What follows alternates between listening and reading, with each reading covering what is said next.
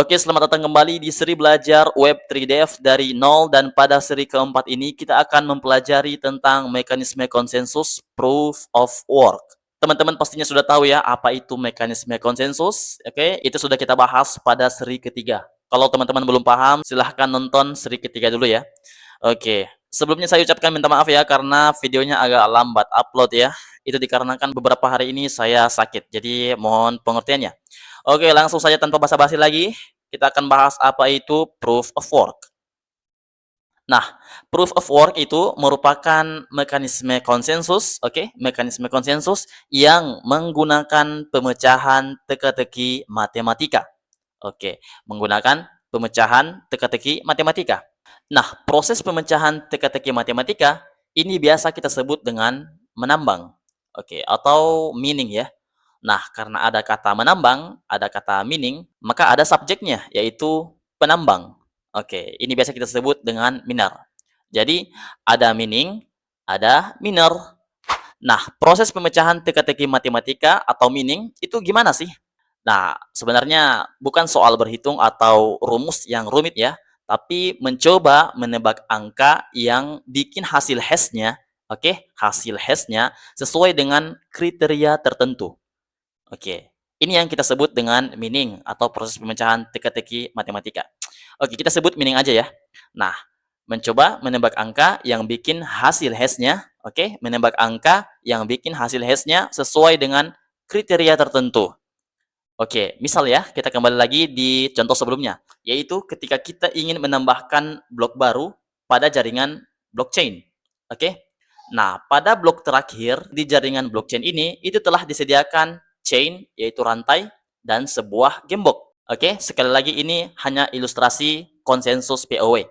Nah, tapi masalahnya, kunci gembok yang disediakan itu ada banyak ya. Misalnya 1 juta kunci. Wow. Nah, inilah tugas si miner. Dia akan terus mencoba mencari kunci yang sesuai dengan gembok ya. Dan setiap kali dia mencoba kuncinya, setiap itu pula kuncinya diberi tanda sesuai dengan berapa kali dia mencoba. Oke, misal percobaan pertama kuncinya diberi tanda angka 1. Percobaan kedua diberi tanda angka 2. Ketiga, keempat, sampai seterusnya. Sesuai dengan berapa kali dia mencoba. Kalau teman-teman paham konsep increment dalam perulangan itu kurang lebih sama seperti itu ya. Nah, anggaplah si penambang atau miner ini berhasil menemukan kunci yang cocok di percobaan yang ke-999.000 ya. Apa yang dilakukan si miner? Nah, si miner ini menyiarkan ke seluruh node bahwa kunci yang benar untuk blok 4 adalah kunci percobaan ke-999.000. Nah, setelah itu semua node mengeceknya dan disitulah blok ditambahkan. Dan ya, si miner mendapatkan sebuah koin tentunya. Oke. Oke, buat teman-teman yang sudah paham pemrograman dasar, ini adalah sebuah contoh source code proses mining pada jaringan blockchain. Misal seperti Bitcoin ya. Oke. Nah, di sini ada satu function yang namanya tambang blok. Kemudian dia menerima data, hash sebelumnya, dan tingkat kesulitan. Oke. Nah, tingkat kesulitan ini itu defaultnya angka 4 ya. Nah, di sini kita membuat 2 variabel ya, yang nantinya akan kita kembalikan. Ada angka tebakan. Oke, ini adalah sebuah percobaannya ya. Kita mulai dari 0. Kemudian ada variabel hash. Nah, kita buat di sini variabel target awal 0. Kemudian kita panggil method stringnya ya, yaitu repeat sesuai dengan tingkat kesulitannya. Nah, di sini defaultnya 4, maka hasilnya nanti menjadi seperti ini. Jadi, kita akan mencari sebuah hash ya, yang berkriteria seperti ini ya, di mana hash itu dimulai dengan angka 40. Nah, ini adalah kriteria tertentu yang dimaksud, teman-teman ya. Nah, lanjut kita di sini menambahkan sebuah perulangan, teman-teman ya. Nah, lalu kita coba hitung hashnya ya, atau kita di sini proses mencari hashnya. Kita mengirim data, kemudian hash sebelumnya, dan percobaan ya, angka tebakan. Oke, untuk function hitung hashnya sendiri seperti ini ya. Nah, ini adalah proses bagaimana mengubah 3 data ini, oke, itu menjadi sebuah hash ya. Nah, jika hashnya, oke, sesuai dengan kriteria tertentu, yaitu mempunyai 4 angka 0, maka break, oke. Kita break, kita hentikan perulangannya. Jika tidak, maka kita akan coba di percobaan berikutnya. Kita increment angka tebakannya, oke. Berulang-ulang terus kita lakukan ini sampai menemukan hash yang sesuai dengan kriteria tertentu, yaitu mempunyai 4 angka 0. Oke. Nah, kalau sudah dapat, oh ternyata hash-nya cocok di percobaan ke 999.000 ya, misal ya. Nah, kita kembalikan angka tebakan dan hash. Nah, angka tebakan ini biasa kita sebut dengan nonce ya. Seperti teman-teman ya. Oke. Nah, sekarang kita akan masuk kelebihan dan kekurangan mekanisme konsensus proof of work, teman-teman.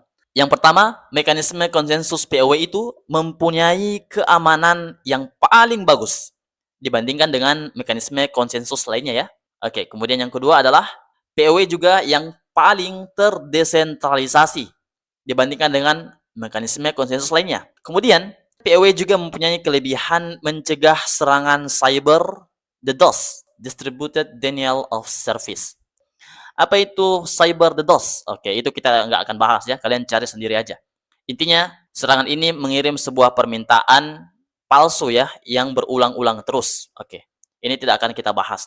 Intinya kalian paham lah, ini serangan cyber. Oke? Nah, kemudian dia juga terbukti teruji karena sudah digunakan oleh Bitcoin sejak 2009 ya. Oke, Bitcoin itu mempunyai konsensus POW teman-teman ya. Nah, sejak 2009 itu sudah teruji ya dan terbukti bisa menjaga jaringan tetap aman dan stabil. Oke, kita sudah bahas tentang kelebihannya, sekarang kita masuk ke kekurangannya.